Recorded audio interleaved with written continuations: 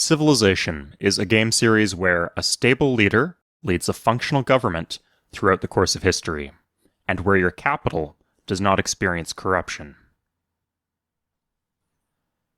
As you can tell, realism isn't a priority here, but what if it was? What if your nation in Civ was as dysfunctional as the one you're living in right now?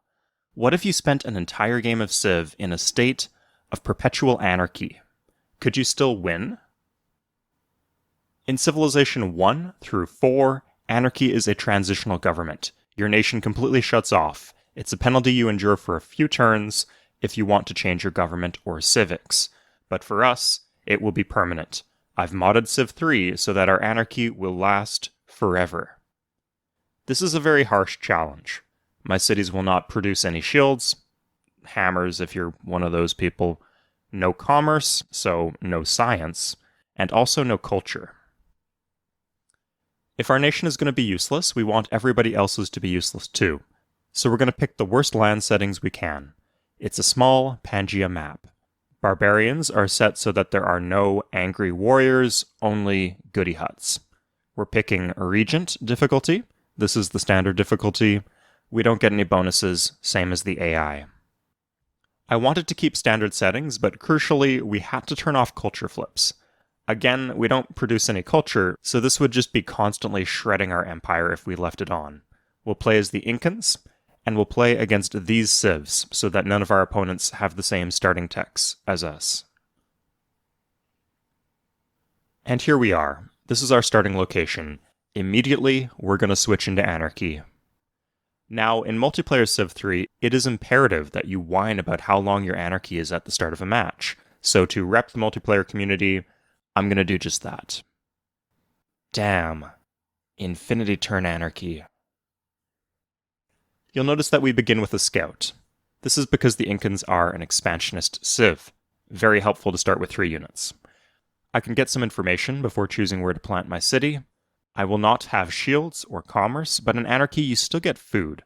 So I'll place my capital next to the oasis and floodplains for extra food.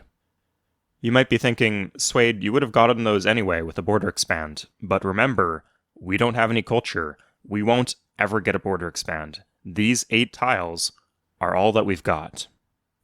But why does having a high population matter in my city? Well, it lets us use specialists. They're very weak in Civ 3, but scientists and tax collectors still work during anarchy. Later down the line, police officers don't function, but civil engineers do, so hypothetically we could use them to build the spaceship or the United Nations as a victory condition. This is why we chose an agricultural civ. If we plant next to the water, we get +1 food per turn. Through specialists, we can convert that to about 1 gold per turn or 1.5 science. We also get 1 bonus food from irrigating desert, like our oasis here. But how do we get shields? Well, basically only from chopping forests. Each one gives us 10 shields. You might notice that I've chosen a spawn location with a lot of forests. Later on, at engineering, we'll be able to plant more, but we can only get the shields once from each tile. The hut gave us ceremonial burial, and with that, when we meet Korea, we can trade it and get all their techs. Diplomacy in Civ 3 is extremely flexible and powerful. Anarchy doesn't change that at all. We can still build embassies, etc. We will be making extensive use of diplomacy. It will get us techs, workers, and gold, which we can spend to upgrade our units. We popped a settler from a goody hut. We're going to walk this around in search of a spot with more forests. Our capital will build the barracks needed for upgrades, so we're going to spend the rest of its chops doing military units. This means that our second city needs to be the one that has forests to get out a settler, so 3 forests minimum. The next hut gives us 25 gold, and the one after that gives us a conscript warrior. Any military unit is extremely valuable here, so we'll take what we can get. It's been really hard finding our next city spot, but after meeting Japan, we find a nice spot with 4 forests. We spot a settler here, and this is something important we can do on this run. On Regent, the AI doesn't start with military units. They build a warrior first, and then a settler, wasting some shields, and then they send the settler out naked. When they see our military unit coming, they turn around, so we can zone them and slow down their development. We finish our second chop and make a Chasqui Scout. This is our unique unit as the Incans, and it's one of the reasons that we chose them. It's not that good in combat, but we can pop more huts and use them to steal workers and settlers, or at least dissuade the AI from planting cities. We can also coin flip this into Japan's capital and try to capture the city.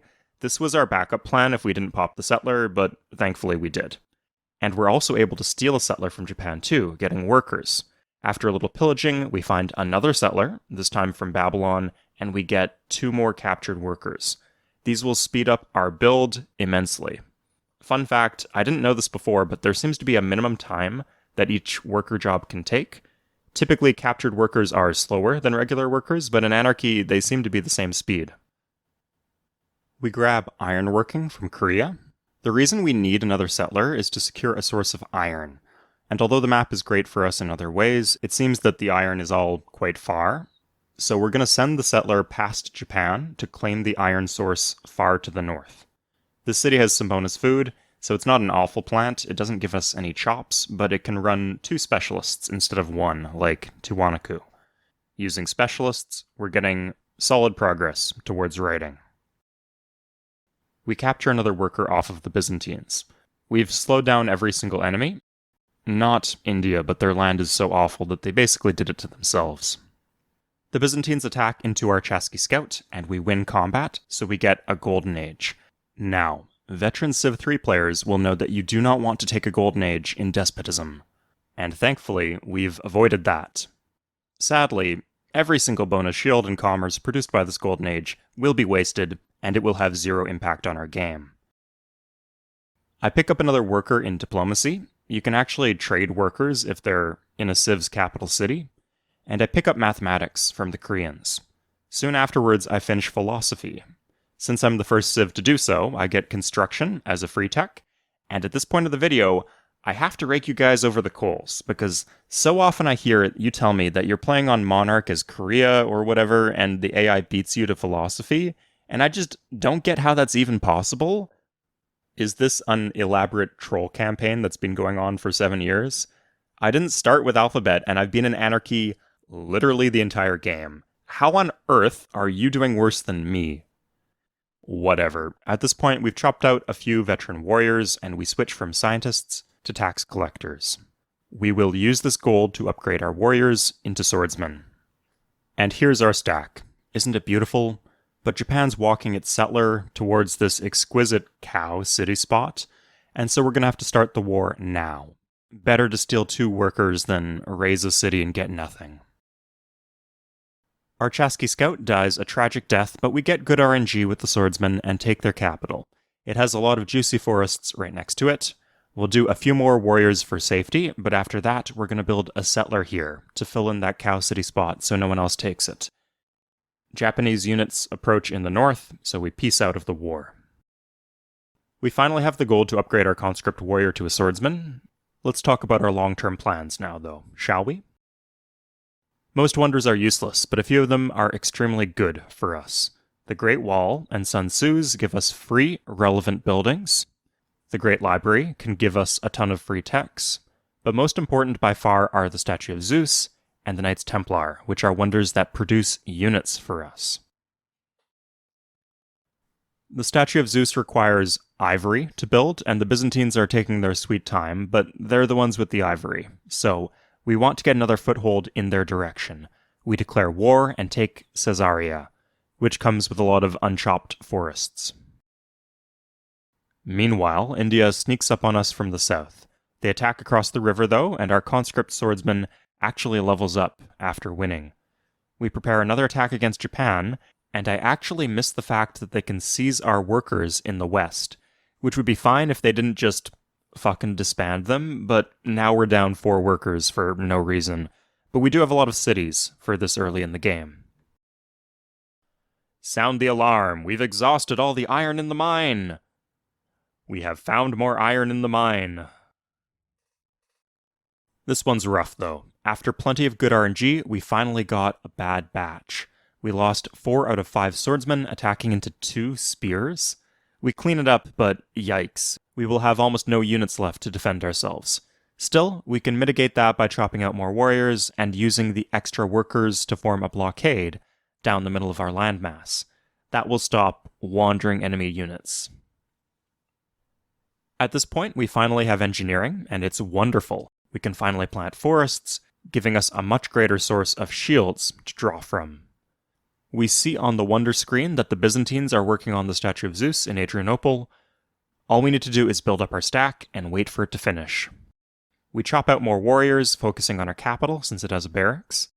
And as we're marching our doom stack north to face the Byzantines, something interesting happens. The Korean city of Wonsan completes the Knights Templar. This is good because it's at least close, but it's bad because now our focus is split.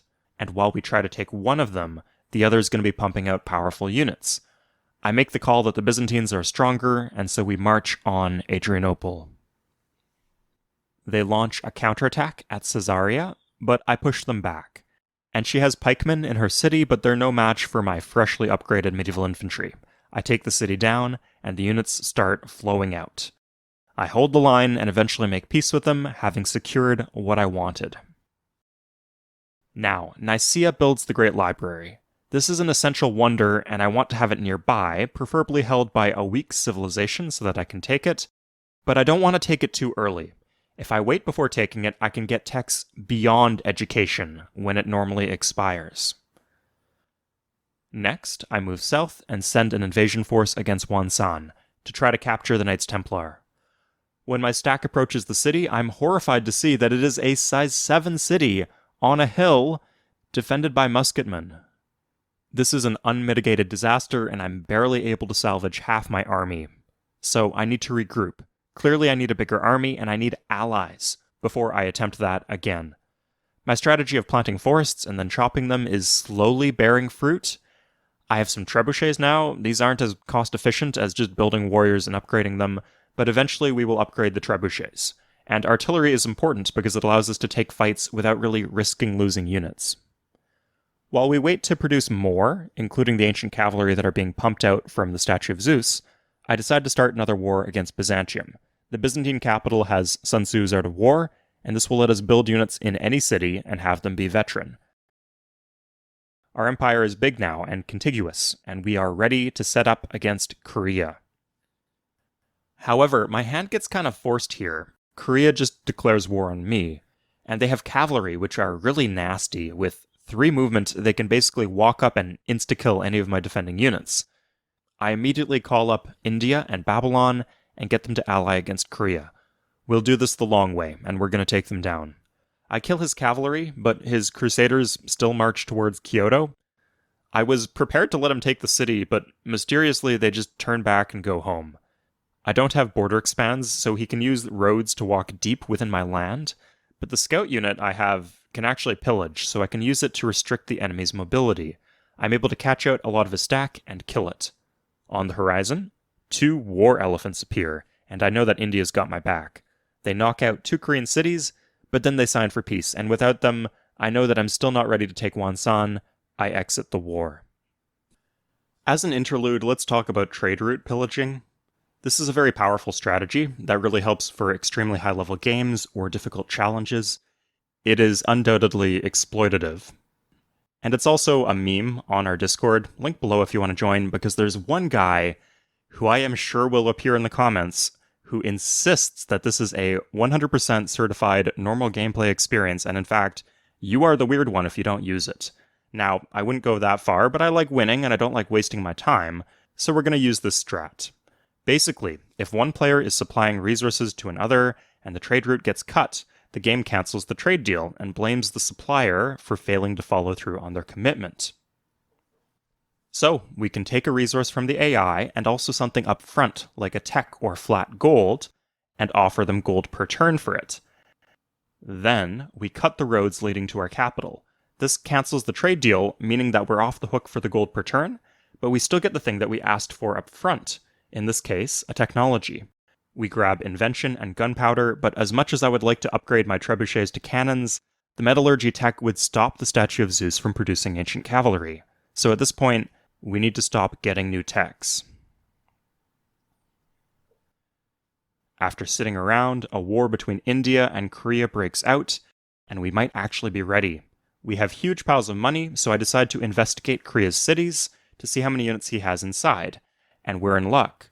Wonsan only has 4 units.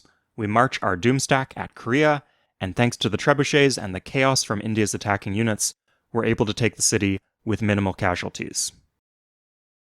Now, this part of the game is interesting. We have our 2-unit producing wonders, but the AI is only becoming more and more advanced. I can take the Great Library at any time, close the tech gap, and gain access to some powerful late-game abilities. However, these new techs will cause my unit-producing wonders to expire. And I also wouldn't be able to chop out cheap units anymore because I would unlock more expensive units that replace them. So I need to make the very important decision. When do I have enough units to win the game? The answer is currently not yet, but I don't want to twiddle my thumbs. So I grab Osaka, eliminating Japan, and then I mastermind a war against India. These attacks get me some more workers and more choppable tiles, and Delhi has the Great Wall. That's a wonder that does something. Babylon is the strongest civ left on the map, so I push north and take 2 of his large cities. He only has pikemen, so with trebuchets and crusaders, I can clean up quickly.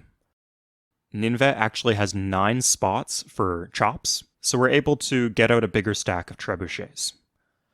I want to go for a diplomatic victory because otherwise, if we just let the clock run out, we might end up with a score victory, which to me doesn't really count. And to reach the modern era, the computer civs need to do a lot of teching for us, so I'm not trying to weaken them too much. India attacks, but we're able to hold them off and even take Ulsan before piecing out of the war. After planting and chopping every forest that we can, we are ready for the endgame. It's 1938, time is running out. We march on Nicaea, and our soldiers swear the Nicene Creed. Despite our massive trebuchet stack, we have some difficulty taking the city, but we get a great general and our first army. We take the city and the Great Library, and we just get all of the damn techs. Everything from the medieval era, and plenty from the industrial era too. Let's go over what we unlock. Double worker speed at replaceable parts. Because we're an anarchy, this doesn't affect slave workers, which is all of them except for 1. The ability to draft. This would be insanely useful, but anarchy has a draft limit of 0. We get artillery and guerrillas, so we can upgrade our medieval infantry and trebuchets. This is extremely expensive. I thought that this Scrooge McDuck-size pool of money that we were sitting on was just for show, and that it would never get used, but we're actually just barely short of having enough gold. Good. We get civil engineers. These cannot produce shields towards units. We can try for a wonder, but none of them are good. But there are some solid small wonders. The Pentagon and Wall Street both have a useful effect, but realistically, Heroic Epic is the one we're likely to benefit from most. And finally, we have railroads. These can increase our population, but mostly they let us teleport units around. Extremely helpful, especially for deploying our shiny new artillery. India seems like our biggest competitor. We're going to use this against them. After a war against the Byzantines that yields another army, we set up our attack. We get a rite of passage first, and then we plant 2 cities inside of our land with our armies and artillery, and we just shred them from the inside, like Ant-Man should have done to Thanos. With them taken out, it's smooth sailing towards victory. Towards the end, we disband our entire stack of artillery and make settlers.